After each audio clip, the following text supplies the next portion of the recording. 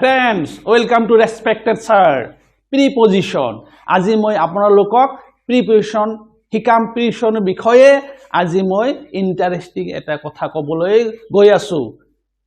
আজি মই preposition পঢ়াৰ বাবে গ্ৰামাৰ হাতত লৈছিলো আৰু তাত at, in, on ব্যৱহাৰ পৰা আৰম্ভ কৰিছিলো। কিন্তু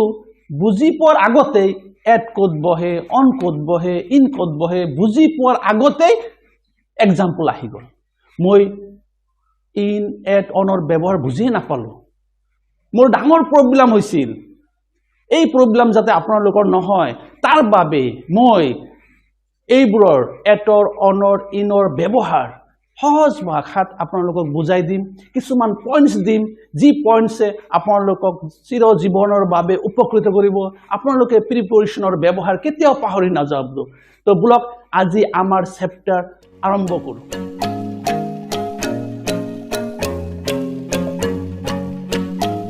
তো ফ্ৰেণ্ডছ, আজি মই আপোনালোকক কনসেপ্ট দিবলৈ ওলাইছো অনৰ ব্যৱহাৰৰ বিষয়ে। যিমান প্ৰিপজিশন আছে তাৰে ভিতৰত অন আটাইতকৈ বেছি ইউজ আৰু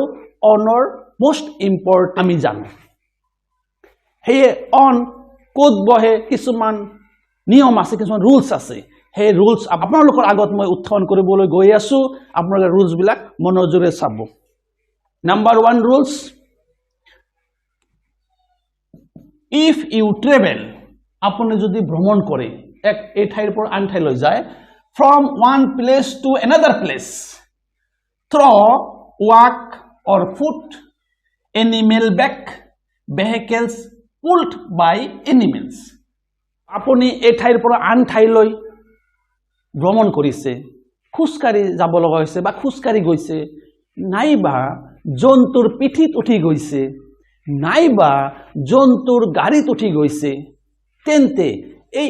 সেইবোৰ শব্দৰ আগত খোজকাঢ়া, জন্তুৰ পিঠিত উঠা বা জন্তুৰ গাড়ীত উঠি যোৱা তাৰ আগত আপুনি প্ৰিপজিশন অন ইউজ কৰিব লাগিব।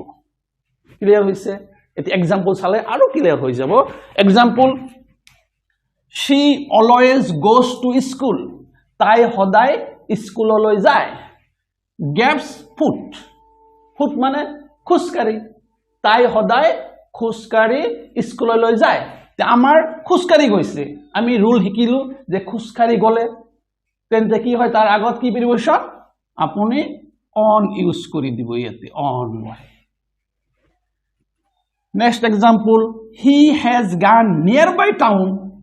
তেওঁ ওচৰত টাউনত গৈছিল, ওচৰত এটা টাউন আছে সেই টাউনলৈ গৈছিল। gives horseback, ঘোঁৰাৰ পিঠিত উঠি গৈছিল, জন্তুৰ পিঠিত উঠি গৈছিল, কোনো আপোনাৰ গাড়ীত যোৱা নাই, জন্তুৰ পিঠিত উঠি গৈছিল, তেনে তাৰ আগত কি দিব লাগিব আপুনি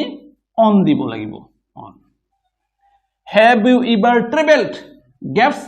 block cart, আপুনি কেতিয়াবা গৰুৰ গাড়ীত উঠিছেনে, গৰুৰ গাড়ীত কেতিয়াবা উঠিছেনে প্ৰশ্ন কৰিছে। এই গৰুৰ গাড়ীত উঠা, জন্তুৰ পিঠিত উঠা, তাৰ আগত কি দিব লাগিব অন দিব লাগিব। অন। 1 নম্বৰ ৰুল ক্লিয়াৰ হৈছে। আপুনি খোজকাঢ়ি নাইবা জন্তুৰ পিঠিত নাইবা জন্তুৰ গাড়ীত যদি ভ্ৰমণ কৰে তাৰ আগত সদায় আপুনি অন প্ৰিপজিশন বহাই দিব। ওকে, এতিয়া নাম্বাৰ 2 ৰুলছলৈ আগবাঢ়ো। Number 2, on is used before days, for example Sunday, Monday, and fixed date of a month, নাইবা মাহৰ নিৰ্দিষ্ট দিনত। ইয়াতে কনফিউজন আছে। দুটা বস্তু ইম্পৰ্টেন্ট বস্তু, দুটা বস্তু চাব। আপুনি যিকোনো ডেইছৰ আগত সানডে, মানডে, টুইজডে, সানডেৰ পৰা আপোনাৰ কি লাগে স্যাটাৰডে লৈকে তাৰ আগত যদি গ্যাপছ আছে, তাৰ আগত যদি খালি ঠাই আছে, সেই ডেৰ আগত আপুনি অন ব্যৱহাৰ কৰি দিব। নাম্বাৰ 2 কি আছিলে, fixed date of a month. আমি তো ইতিমধ্যে ইনৰ ব্যৱহাৰত পাইছো, আমি ভিডিও প্ৰস্তুত কৰি দিছো। কোনোবাই যদি ভিডিও মিছ কৰিছে সেই ভিডিওটো চাই ল'ব, কাৰণ প্ৰিপজিশন মোস্ট ইম্পৰ্টেন্ট। আপোনাৰ পঞ্চম মানৰ পৰা এমএলৈকে প্ৰিপজিশন পিছ নেৰে, প্ৰিপজিশন জানিবই লাগে। আৰু প্ৰিপজিশনৰ কনসেপ্ট যদি এবাৰ আপোনাৰ মাইণ্ডত সোমাই যায় আপুনি কেতিয়াও পাহৰি নাযায়, আপোনাৰ প্ৰিপজিশন কেতিয়াও ভুল নহয়। কিন্তু যদি আপুনি ধৰিব পৰা নাই তেন্তে প্ৰিপজিশন বৰ হাৰ্ড বহুত কষ্ট হ'ব নহয় জানো আমি ইনৰ ব্যৱহাৰ কি পাইছো যে মাহৰ নামৰ আগত ইন বহে জানুৱাৰী ফেব্ৰুৱাৰী মাৰ্চ 12 মাহ আছে যে মাহৰ নামৰ আগত যদি গ্যাপছ আছে জানুৱাৰীৰ আগত গ্যাপছ আছে মাৰ্চৰ আগত গ্যাপছ আছে গ্যাপছটো বুজি পাইছে ফিল ইন দা ব্ল্যাঙ্কস আছে তেন্তে তাতে কি দিব লাগিব ইন দিব লাগিব আমি ইনৰ ব্যৱহাৰ পাইছো নিশ্চয় ভিডিও দেখিছে কোনোবা যদি মিস কৰিছে সেই ভিডিওটো চাই লব আমাৰ ইনৰ ব্যৱহাৰৰ এতটো ব্যৱহাৰ ভিডিও প্ৰশ্ন এৰি দিছো চাই লব যে নহক এতিয়া কথা হল মাহৰ নাম আছে কিন্তু মাহৰ নিৰ্দিষ্ট তাৰিখ হ'ব লাগিব আমি যেনেকুৱা 15 আগষ্টত ইন্ডিপেন্ডেন্স ডে পালন কৰো গ্যাপছ 15 আগষ্ট আমি ৰিপাব্লিক ডে পালন কৰো 26 জানুৱাৰী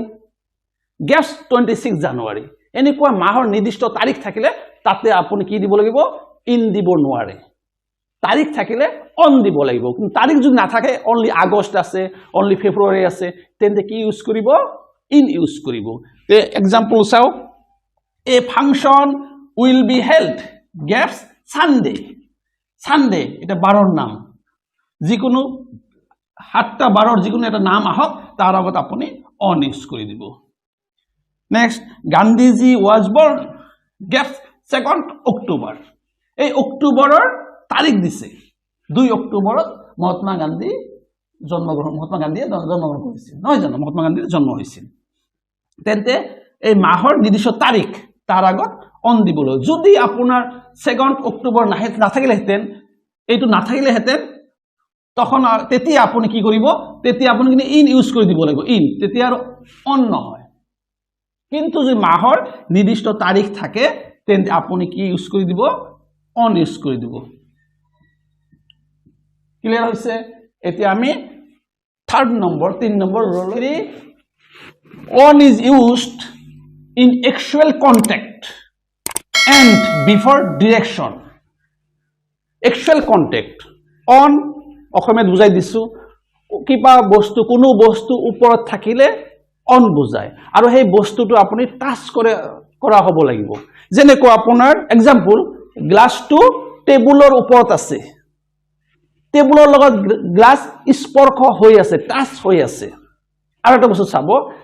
স্কাই আমাৰ মূৰৰ ওপৰত আছে কিন্তু স্কাই আমাৰ মূৰৰ লগত টাচ হৈ থকা নাই তেতিয়া কিন্তু অন নহব যেনেকুৱা সিলিং ফ্যান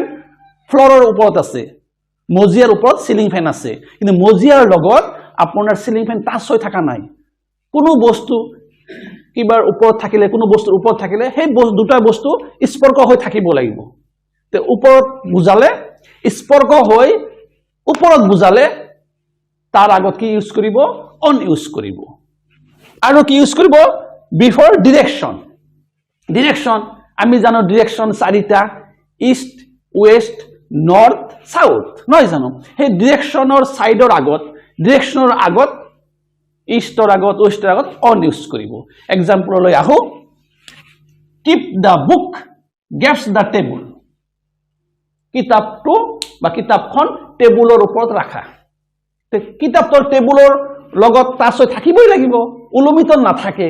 উলমি থাকিলে অন ইউজ নহয় যেহেতু উলমি নাথাকে তেন্তে আমি কি ইউজ কৰিম অন ইউজ কৰিম নেক্সট দা সান সেটস গেপছ ওয়েস্ট সাইড সূৰ্য পশ্চিম সাইডত মাৰ যায় পশ্চিম দিশে মাৰ যায় এইটো ডিৰেকশন নহয় জানো ইয়াত আমি কি দিব লাগিব অন দিব লাগিব okay the number 4 rule number 4 4 number নিয়ম on is used before the specific words or condition কোনো বিশেষ শব্দৰ আগত নাইবা কোনো শৰ্তত on ইউজ হয় মই কেইটামান এক্সাম্পল দিছো যেনেকুৱা এ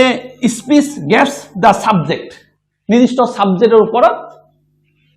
বক্তৃতা দিছে নহয় জানো তেন্তে এই সাবজেক্টৰ আগত অন ইউজ কৰিব লাগে হলিডেৰ আগত কাম গেভছ হলিডেৰ আগত হলিডে শব্দৰ আগত অন ইউজ কৰিব লাগে কিন্তু হলিডে যেনে খ্ৰীষ্টমাছ এটা হলিডে আপোনাৰ দুৰ্গা পূজা হলিডে দুৰ্গা পূজা থাকিলে তেতিয়া আৰু নহয় তেতিয়া আৰু এট হ'ব কিন্তু হলিডে শব্দৰ আগত আপুনি অন ইউজ কৰিব লাগিব গেভছ দা ওয়ালৰ আগত অন ইউজ কৰিব লাগিব এই মিউজিক্যাল ইনস্ট্ৰুমেন্ট এই শব্দৰ আগত অন ইউজ কৰিব লাগিব আপোনাৰ উই লিভ ৰাইচ আহাৰ হিচাপে খাই থাকো আমি ভাত আহাৰ হিচাপে খাই থাকো নহয় জানো বেবি লিভস গেভস মিল্ক কেঁচুৱা গাখীৰ খাই জীয়াই থাকে lion lives beast of animals সিংহই বেলেগ জন্তুৰ বা ডিয়াৰৰ হৰিণৰ মাংস খাই জীয়াই থাকে দা কাউ লিভস গেভস গ্ৰাছ গাই গৰুৱে ঘাঁহ খাই জীয়াই থাকে তেন্তে আহাৰ হিচাপে খালে তাৰ আগত অন ইউজ কৰিব লাগে গেভস লেণ্ড শব্দৰ আগত খাই থাকিলে অন ইউজ কৰিব দা ৰোড শব্দৰ আগত খালি থাকিলে আমি অন ইউজ কৰিব গেভস দা ট্ৰিৰ আগত খালি থাকিলে অন ইউজ কৰিব ডিউটিত আছে মোৰ খুৰা ডিউটিত আছে মোৰ খুৰা কামত আছে তেন্তে অন ইউজ কৰিব ডিউটিৰ আগত অন ইউজ হয়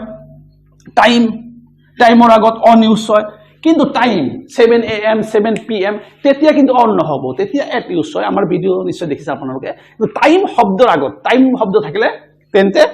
অন ইউজ হ'ব ডিমান্ড শব্দ থাকিলে তাৰ আগত অন ইউজ হ'ব ৰিকুৱেষ্ট শব্দ থাকিলে তাৰ আগত গেভস থাকিলে অন ইউজ হ'ব